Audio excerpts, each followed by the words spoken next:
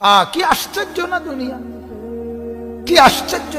জলজ্জান্ত একটা মানুষ আমাদের চোখের সামনের প্রতিনিয়ত আমরা দেখি বাজান, চোখের সামনের একটা জলজ্জান্ত মানুষ হাত নাড়াইতো, পাও নাড়াইতো, চোখ খুলতো, কথা বলতো, হাঁটতো, চলতো, ফিরতো, এরকম একটা জলজ্জান্ত মানুষ আর হাতও নড়ে না, পাও নড়ে না, এভাবে লাশ হয়ে যায়, এভাবে কবরে চলে যায়।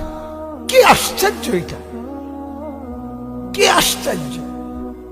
কাফা বিল মাউতে ওয়াইজান, আল্লাহর নবী এজন্য বলছে আমার উম্মত আর কিছু লাগবে না, মাঝে মাঝে মৃত্যুর কথা মনে কইরো, মাঝে মাঝে লাশ মনে কইরো, মাঝে মাঝে কবরস্থানের দিকে তাকাইয়া কবরের উপরের সৌন্দর্য, কবরের উপরে লাইট, কবরের উপরে বাতি, কবরের উপরের মধ্যে টাইলস, কবরের উপরে মার্বেল পাথর, আমার উম্মত এটা তাকাইও না। এই তরতাজা মানুষটা যে একটা বালু লাগতে দিত না শরীরে, যে কোনোদিন একটা জামা ময়লা পড়তো না, যে লেফ আর কম্বল ছাড়া ঘুমাইতো না, যে সোফা ছাড়া বসতো না, যে 3 বেলা খানা খাইতো, 2 বেলা নাস্তা করত, যে কত মানুষের সাথে হাঁটতো ফিরতো, ওই জলজ্জান্ত মানুষটা ওই মাটির মধ্যে কবরের ভেতরে আলোহীন, বাতাসহীন, খাদ্য খাবার বসত ভিটা, কোন রকমের আসবাবপত্র ছাড়া এভাবে বছরের পর বছর পড়ে আছে। কি আশ্চর্য, কি আশ্চর্য। আল্লাহর নবী বলেন যদি শুধু এটা একবার ভাবো, মনোযোগ দিয়া, মন দিয়া কেউ যদি ভাবো দোস্ত, আল্লাহর নবী বলছে নসিহতের জন্য, ওয়াজের জন্য এটাই যথেষ্ট।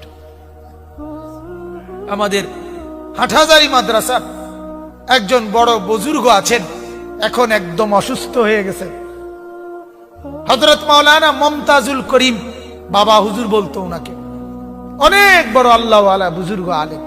একবার উনারে মাহফিলে বয়ান করতে দিছে, বয়ানে বৈশা উনি বলতেছে একদিন এই দুনিয়ায় ছিলাম না, এরপরে আল্লাহ পাঠাইছে,